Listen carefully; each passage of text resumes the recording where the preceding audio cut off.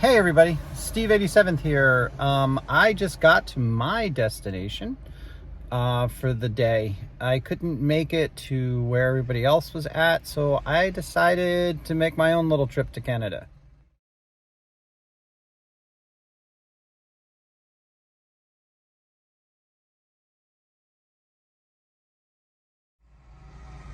So here I am in Vancouver, British Columbia, and I have arrived at CentralHobbies.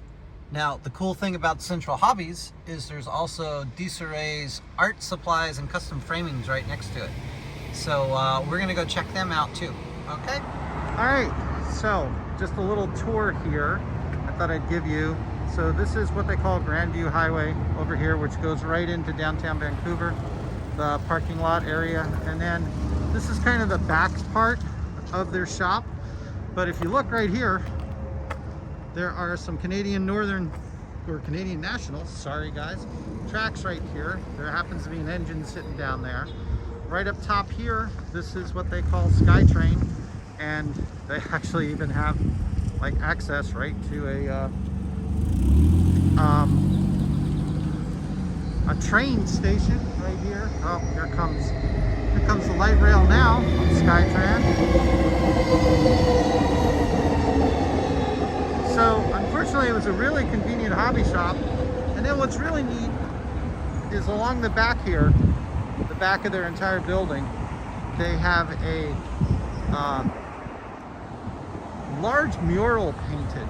And unfortunately some people had to put some of their graffiti on it because God forbid we just leave things alone when somebody does something this big.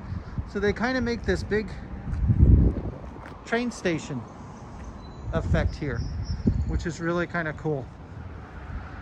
And this is also some of their parking area. I'm not going to go all the way back. Well, I could, because I can walk on the other side of the store. But, oh, yeah, I got to do it. So, I guess this was the old Renfrew station back in the day. It's too bad. One of the things that I've understand is that the hobby shop is going to be closing here in the near future. And then again, you can see here they have a nice huge mural of the trains painted on the back of it. Big old steam train. I have no idea which one it is coming into the station.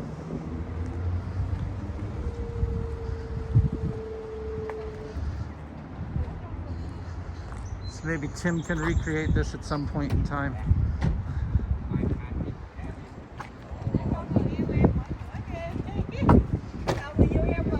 And then this is the artist.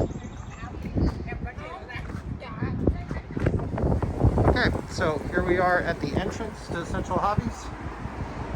Neat little door.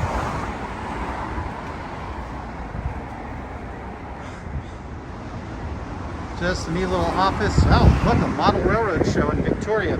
It figures September 25th. Oh, that's good to know. Bag policy, bring your own. And they actually have a small little end gauge set up right in the window as you come in. Okay, so we're gonna go inside. Okay, so here is a little tour of CentralHobbies. When you first walk in, he has a ton of magazines. Just a whole bunch of them. Countertop, all the types of wood that you need and things like that right when you walk in the door. It's kind of a smaller hobby shop, so there's a lot of stuff crammed into a small space. But there is a lot of stuff crammed into a small space. So you start off with some Thomas stuff. The first aisle, full aisle really, some of it is kind of the resale stuff.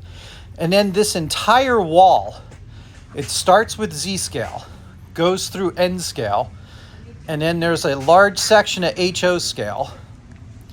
And these are all, and there is some large scale stuff, some O scale.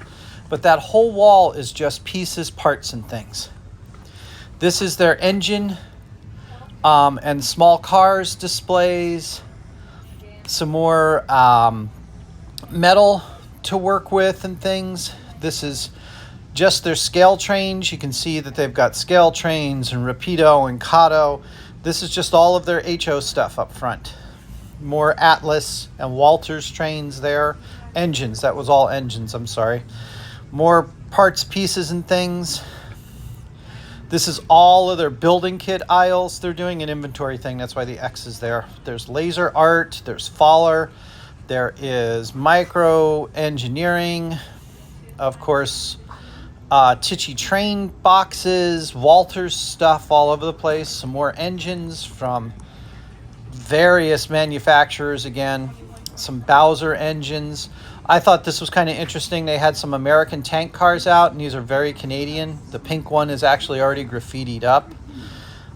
They've got, just a ton of things. This is kind of their specialty one, or the ones that have already got lights on them and all that. They do their own little run of things. They've got a decent paint selection with Tamiya paints and different railroad paints and all that. This is their N-gauge section. So this entire section in here, those are all their engines and cars for N-gauge. More engines and some more higher priced cars in their display. Then this is all of their boxes of cars for N-gauge on the sides there. And then up on top, they've got some different sets for N-gauge. And then it switches over from N-gauge to HO gauge at the corner. So this is their back wall. This is all different HO things. Hoppers and tankers and just a large amount of things. This is more N-scale stuff, more engines. You see the containers and all that. A little light on the houses and all, but they also have a ton of cars, vehicles, that is, up in that front section for N-scale. This is more of the HO scale stuff. A little bit down the aisleway, we have some more HO scale, and then this is part of their paints and their engine section. I think those are all scale train or Atlas, Athearn, one or the other.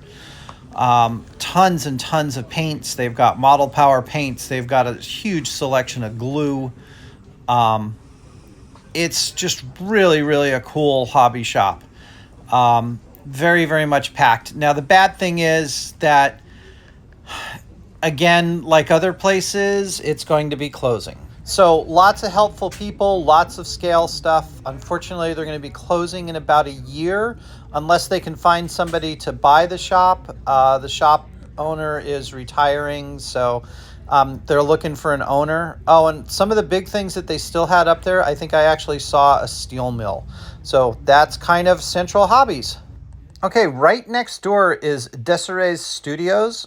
It is an art supply store that has everything else that the hobby shop doesn't have. So if you want paints, if you want markers, or if your spouse is into painting and things like that, this is, I think, their oil section. And they also have a ton of different glues that you can utilize, tapes and things like that, which is kind of cool. They even have a drafting section. This is more paints on their back wall. Now we start to go into all the acrylic paints. So if you can't find an acrylic paint, you're not looking hard enough. And then we go into another row. There is some paint brushes on the back. They've got their canvas section and all. This is more of their, I believe, acrylic paints or mixed medias. There's some oils in there. Just if you can't find a color paint that you're looking for, you're not looking hard enough. These are the different pouring experiences that they're now doing with the mixed media. And then these are gypsum and sealers, different things that you can use for matte medias and things like that. So they have a ton of that as well.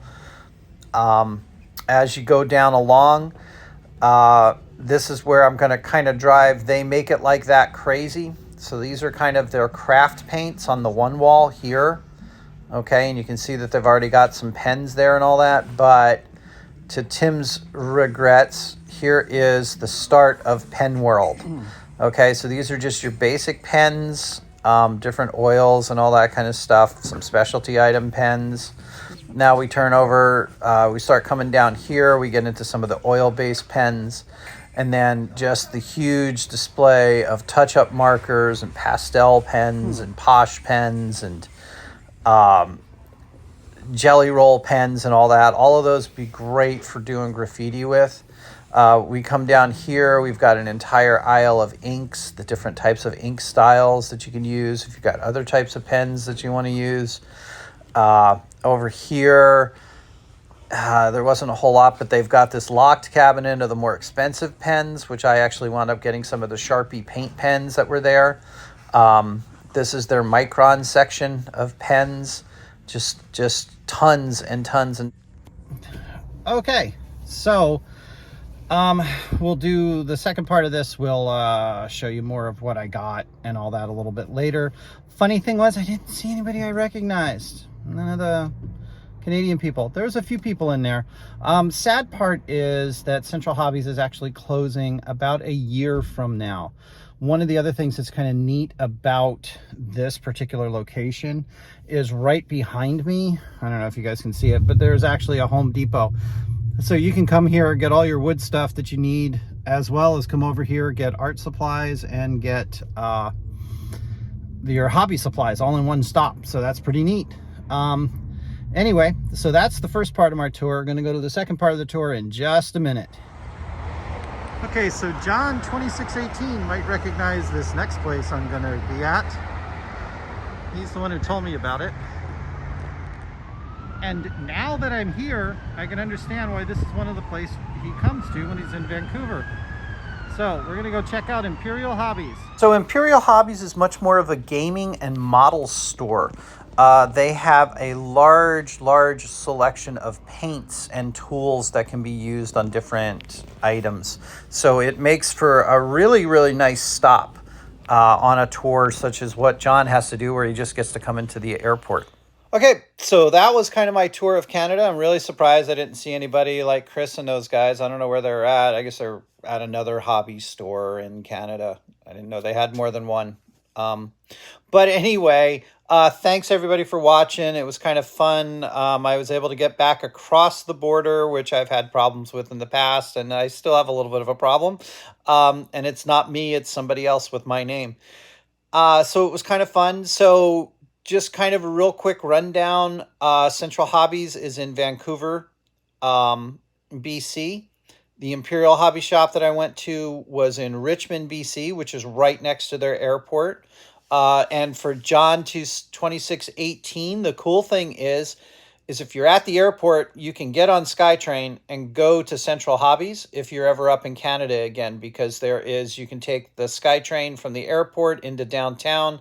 I think you take one train, switch over, and I think you go to Renford Station on the line, and you can walk right to the hobby shop. So it's not that far away. It's only a couple of, it was 30 minutes by car, so it's probably 10-15 minutes by train.